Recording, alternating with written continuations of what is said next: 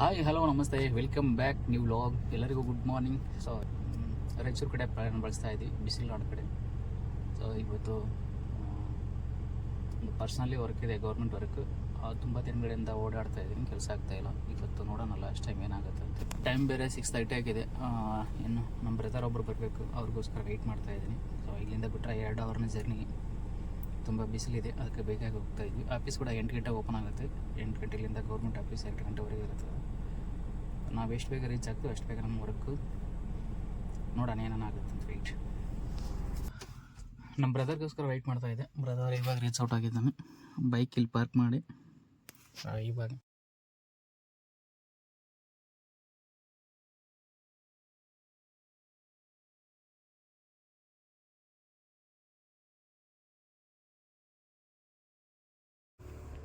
ನಾವು ಬೆಳಗ್ಗೆ ಇಲ್ಲಿ 6:40 ಬಿಟ್ಟಿದ್ವಿ. ಅಲ್ಲಿ ರಾಯಚೂರಿಗೆ ರೀಚ್ ಆಗೋ ಬೆಳಗ್ಗೆ 9 ಗಂಟೆ ಆಗಿತ್ತು. 2 ಅವರ್ಸ್ ಜರ್ನಿಲಿ ನಾನ್ ಸ್ಟಾಪ್ ಜರ್ನಿ. ಹೋಗಿದ್ದ ಕೆಲಸ ಏನೆಂದರೆ, ಜಿಲ್ಲೆಯ ವ್ಯವಸ್ಥಾಪಕ ಕಾರ್ಯಾಲಯ, ಕರ್ನಾಟಕ ಮಹರ್ಷಿ ವಾಲ್ಮೀಕಿ ಪರಿಶಿಷ್ಟ ಪಂಗಡ ಅಭಿವೃದ್ಧಿ ನಿಗಮದ ನಿಯಮಿತಿಯಲ್ಲಿ ನಾವೊಂದು ಯೋಜನೆಯಲ್ಲಿ ಒಂದು ಸ್ವಾವಲಂಬಿಯಲ್ಲಿ ಒಂದು ಯೋಜನೆಗೆ ಅರ್ಜಿ ಹಾಕೈತಿ 2020ರಲ್ಲಿ. 2021ರಲ್ಲಿ ಹಾಕಿದ್ದೆ. 22-23ರಲ್ಲಿ ಅಪ್ಲಿಕೇಶನ್ ಫಿಲ್ ಮಾಡಿದೆ.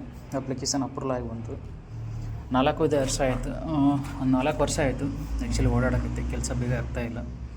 ಸೊ ನಾವು ಫ್ರೀ ಇದ್ದಾಗೆ ಕೆಲಸಗಳಿದ್ದಾಗೆ ನಾವು ಹೋಗೋಕ್ಕಾಗಲ್ಲ. ಕರೆಕ್ಟ್ ಟೈಮ್ ಆಗಿಲ್ಲ. 2-3 ಸಾರಿ ಅಪ್ಲಿಕೇಶನ್ ತೊಗೊಂಡು ಫಸ್ಟ್ ವರ್ಷ 2023ರಲ್ಲಿ ಅಪ್ಲಿಕೇಶನ್ ಫಿಲ್ ಮಾಡಿದೆ. ಅದಾದ ನಂತರ ಬ್ಯಾಂಕಿಗೆ ಸಿ ಫಾರ್ಮ್ ರಿಕ್ವೆಸ್ಟ್ ಕಳಿಸಿದರು.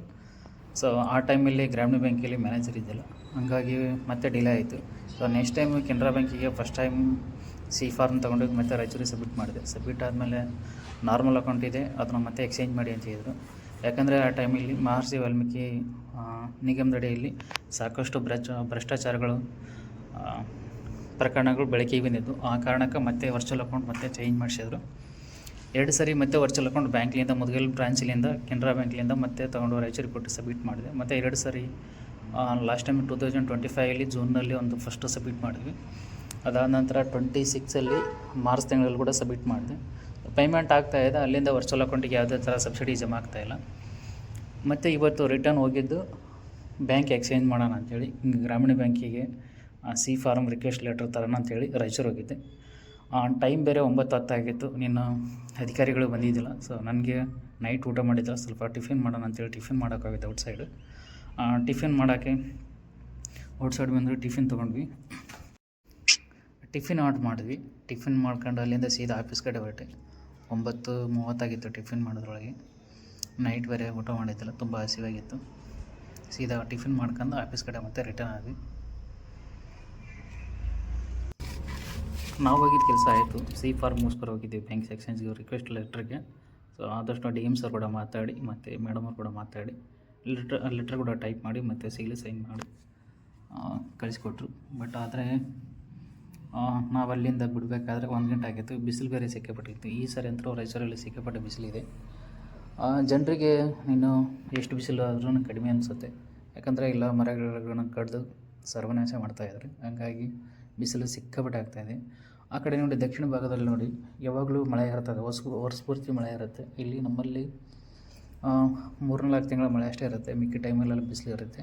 ಅದಕ್ಕೆ ನಾನು ಜನರಲ್ಲಿ ಮನವರಿಕೆ ಮಾಡ್ಕೊಳ್ತೇನೆಂದರೆ, ಗಿಡ ಮರಗಳನ್ನು ಬೆಳೆಸಿ. ಸೊ ನಿಮಗೆ ಮನೆ ಅನುಕೂಲಕ್ಕಾಗಿ ಬೆಳೆಸಿ. ನಿಮ್ಗೆ ಯಾವುದು ಮಾವು, ತೆಂಗು, ಹುಣಸೆ, ಕರಿಬೇವು, ನಿಂಬೆಹಣ್ಣು, ಸಪೋರ್ಟ್ ಹಾಕಿ. ಆಮೇಲೆ ನಿಮ್ಗೆ ಯಾವುದು ಅನಿಸುತ್ತೆ ಹಣ್ಣಿನ ದಿನಸಿ ಯಾವ ಗಿಡಗಳು ಬೇಕಾಗುತ್ತಲ್ಲ ಆ ಥರ ಎಲ್ಲ ಬೆಳೀರಿ.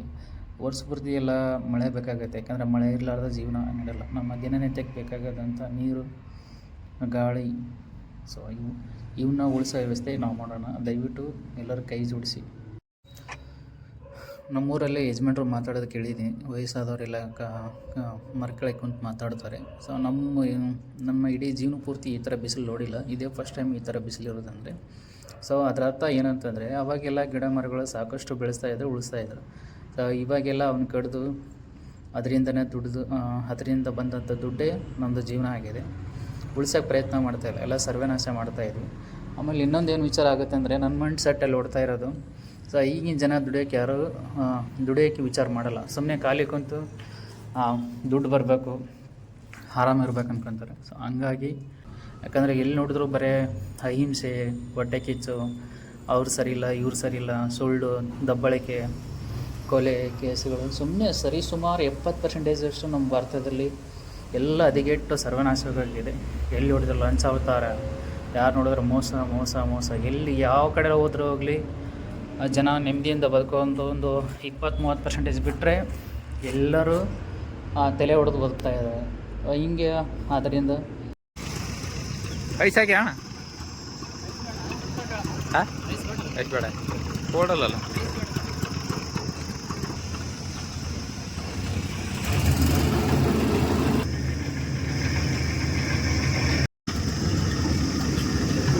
ఇది ఎక్కడ కావుతాను ಏನು ಬಿಡ್ನಾ ಹಾಕಿಲ್ಲ 50 ಸೈಕಲ್ ಆಯ್ತು ಕಬ್ಬಿನಲ್ಲ ಕಬ್ಬಿನಲ್ಲ ಕಬ್ಬಿನಲ್ಲಿ ಚೆನ್ನಾಗದ ಬಿಸಿಲಾಗ ಕಬ್ಬಿನಲ್ಲಿ ಕುಡಿದ್ರೆ ಇದ್ದಾಗ್ತದೆ.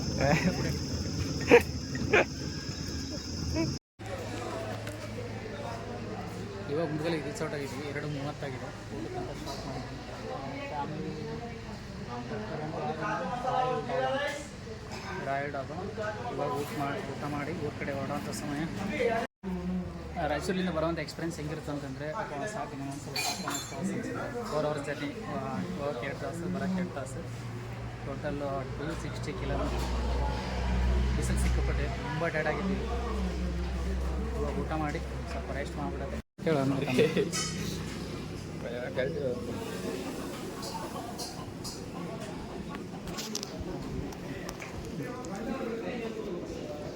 ಊಟ ಮಾಡಿಬಿಡೋಣ. ತಂದೂರಿ ರೊಟ್ಟಿ, ದಾಲ್, ಮಸಾಲೆ ರೈಸ್ ಹೇಳಿದ್ವಿ. ಸೊ ಇಲ್ಲಿಂದ ಊಟ ಮುಗಿಸ್ಕೊಂಡು ಊರ ಕಡೆ ಪ್ರಯಾಣ ಬೆಳೆಸೋಣ.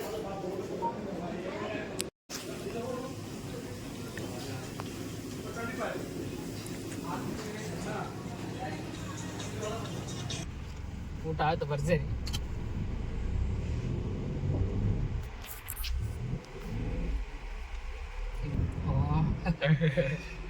ಸಾಕಾಯ್ತು.